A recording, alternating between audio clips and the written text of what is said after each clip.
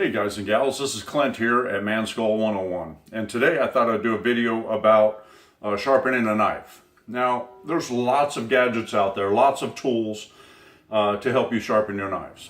There's the Work Sharp, there's the True Hone. Those are both electric sharpeners and they work good. I have an old Pedco belt sharpener. They all work good. And then there's lots of handheld gadgets that have, two tungsten carbide pieces like that you drag your blade through.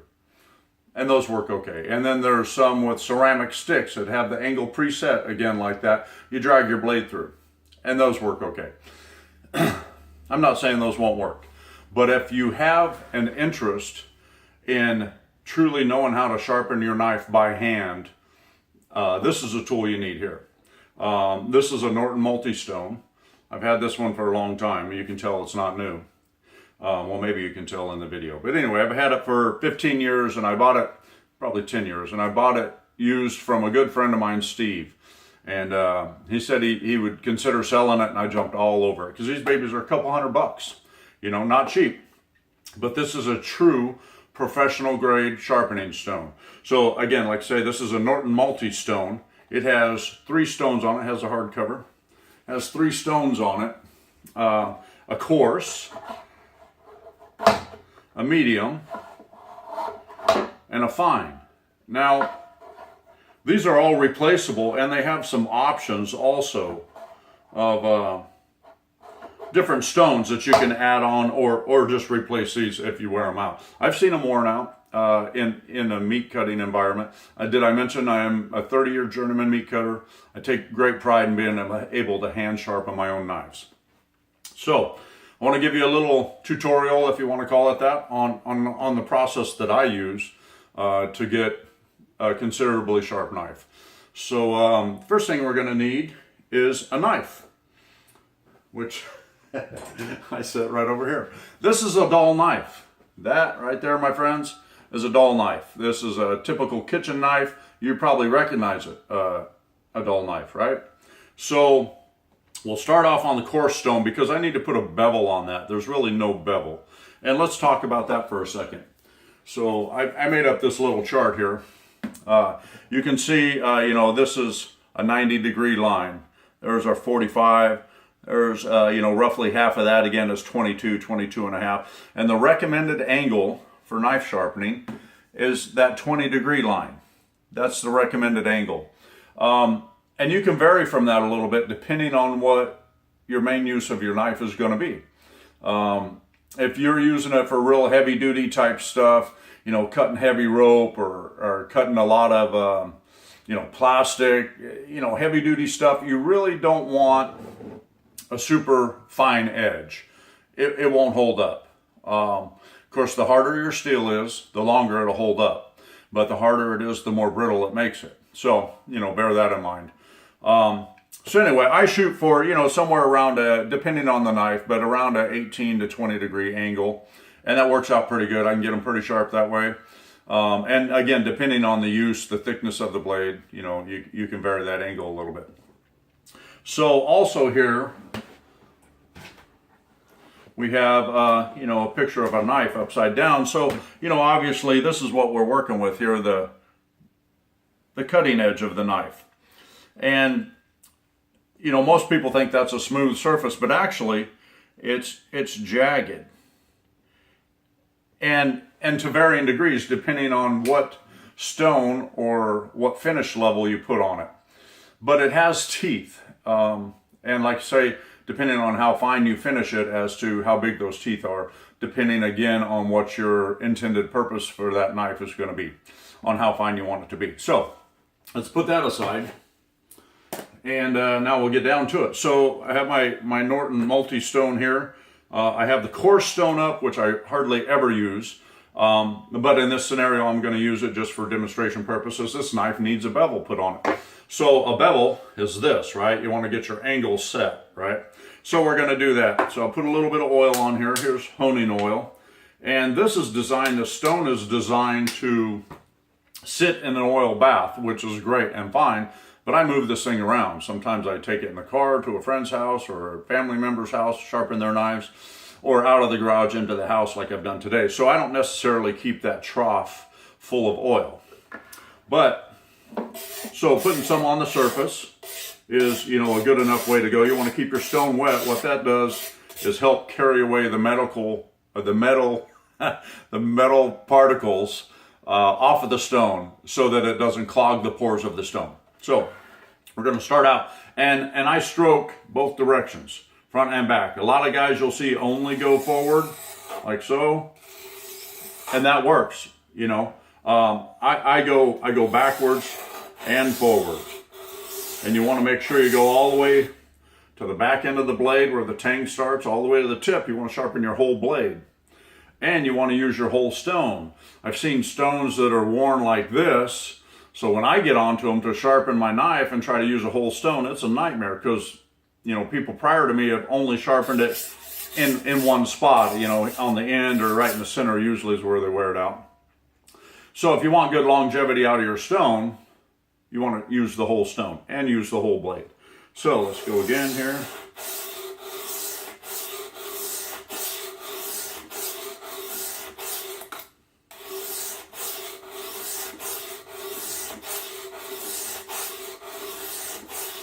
You want to be careful. You saw me slip off the end of the stone there. That happens, you know, so you want to be careful.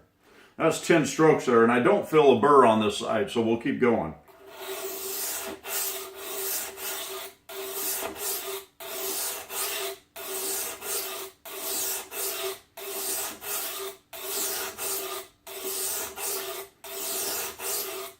It's another 10 strokes. Yeah, now, so I'm starting to develop a burr on that side, and I'll draw a little picture of what I'm talking about here. So you have your knife's edge is like that, basically, right? So that's a end cut of your knife's edge. And when you sharpen it enough to develop a burr on the end, now you know it's time to switch and go to the other side, right? So I've developed that little burr. See that right off the tip? So we'll switch and go to the other side. And what I'll do now, I'll roll that burr back. So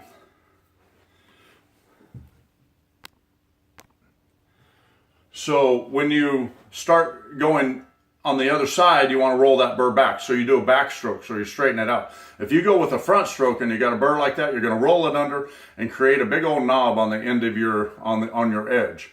That's not what we're after. So we'll switch sides now.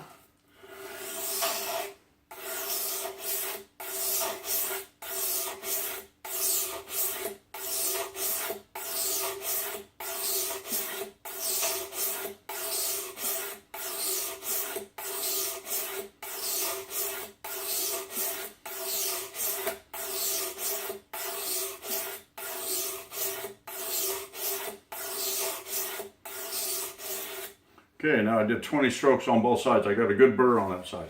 So that was pretty fast, pretty easy. This is not super hard steel. I think that's a Chicago cutlery knife, which is a good, you know, middle of the road, moderately cost knife. They have several levels. This one with the wood handle, the plain wood handle like that, they seem to have the better steel in the blades as far as thickness and temper probably. So let's jump right now all the way to the fine stone. Put a little bit of oil on it. We don't really need to go to the medium stone. I can bypass that. This fine stone will finish the job just fine. So again, we want to start, my burr's on this side. My burr is on this side of the blade, so I want to start with a back stroke. You don't want to roll that burr under.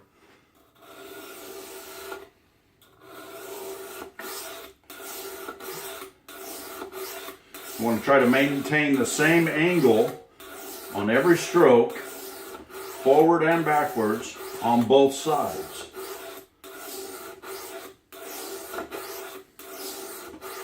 And I just realized I can't count and talk at the same time. So I don't know how many strokes that was, maybe 10. Want to keep it relatively the same. So yeah, my burr's rolled right back over. So let's go back the other direction. Again, start with a backstroke. You don't want to roll that burr under. You want to flatten it back up. So, flatten it out. Now, here we go.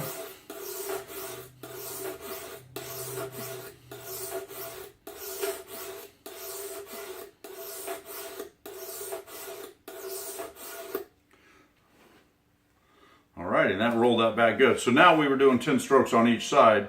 Now we'll cut it down to 5 strokes. I'm going to put just a touch more oil on that. Make sure we keep it nice and wet so it carries those medical particles off of the stone. Especially on your fine stones, it'll clog the pores.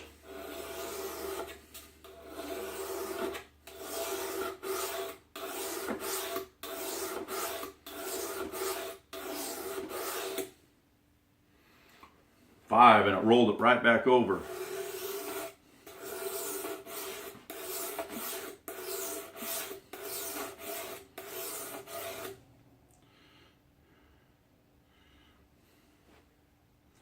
And 5. So let's take a good look at this. So there's no way, I'm sure you're not going to be able to see that, but I'll try. So on the very fine edge of that, maybe you can see it, like right up in there. See how it looks real jagged?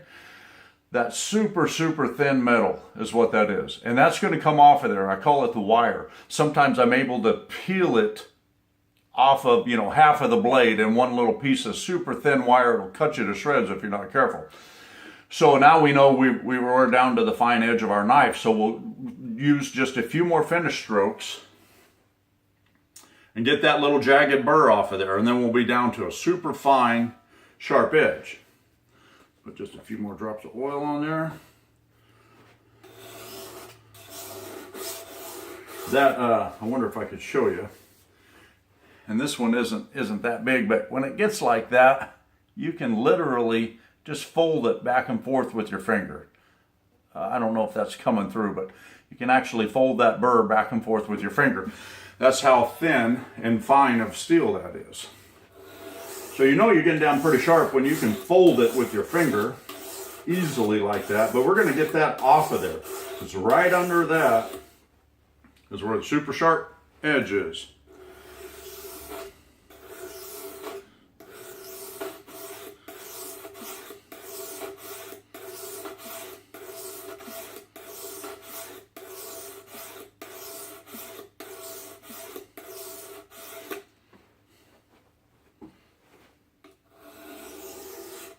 Backstroke, of course.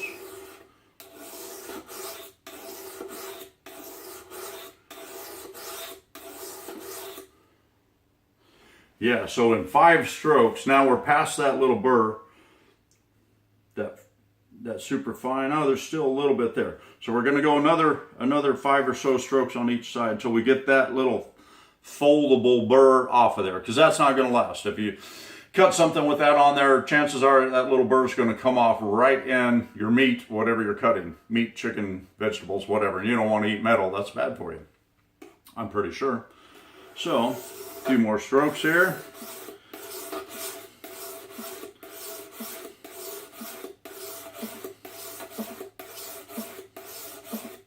Again, you want to maintain the same angle. I'm running about, 18, 20 degrees.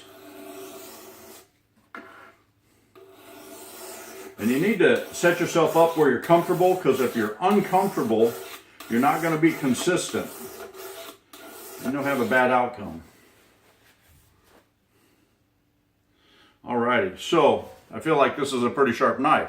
Now what we want to do though, what we do in the meat cutting world, we use these, 50 times a day, a steel. And so this is a different type of steel here that I'll show you.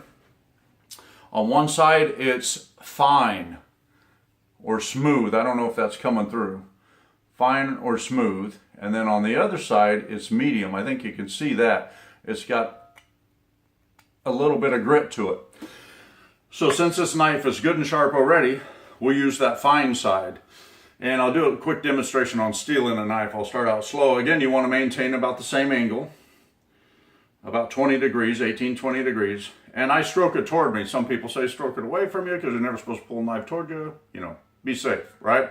Keep your thumb and your finger behind that little guard, because it's not much fun if you bump them. I've done it. It's not much fun. So keep your thumb and your finger behind that guard. That's what it's there for, like that, to protect your thumb and finger. So we'll do a few strokes here. I'm going to pay attention to the angle, and the pressure makes a difference. You want to use the same pressure on both sides, same angle on both sides. So what this does, now this is a metal steel, so it's just straightening my edge. It's not really sharpening it.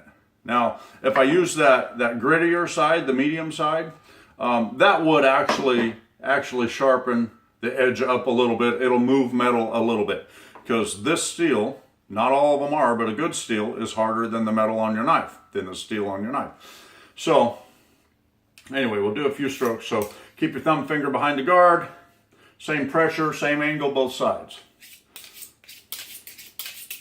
And after you've done this a while, it becomes pretty much second nature. Like say we do this 50 times a day in the meat shop. I feel like that's a pretty sharp knife right there. But how do you tell? Well, a couple of ways. Stick it on your fingernail, just set it down there, and if it really sticks in and drags off some of the nail, that's a pretty sharp knife. Of course, the other way is to see if it'll shave. My wife hates it when I shave my arms and stuff, but for this video, we're gonna let it go. So let's check it. I think this will shave, but I have one more trick we'll use. I don't know if I can get a spot where you can see some hair. Yep, that's shaving sharp. Now I got a bald spot, the wife's gonna be mad. But I have one more trick even beyond that. And this thing is a ceramic steel, right? It's the same all the way around, ceramic steel. And it's probably about a 2500 grit. Now I bought some recently at Bass Pro Shops, and they look great and they were reasonably priced. I bought two of them, one for me, one for my son. Brought it home and tried it. It was a 1500 grit, not fine enough. It was actually taking a sharp knife and unsharpening it. It was too coarse a grit for what I look for in a sharp knife. But this old thing I've had forever, a long time. Anyways, it's about a 2500 grit, I would imagine. And I like to put a little bit of oil on that also. And then a few strokes on this thing. Man, you can really put a razor's edge on things. I don't have a way to demonstrate that it's sharper than when I just shaved the hair off my arm easily with one stroke, right? Not whittling at it, but easily with one stroke. Shave the hair right off my arm. But trust me, that's significantly sharper even yet with that.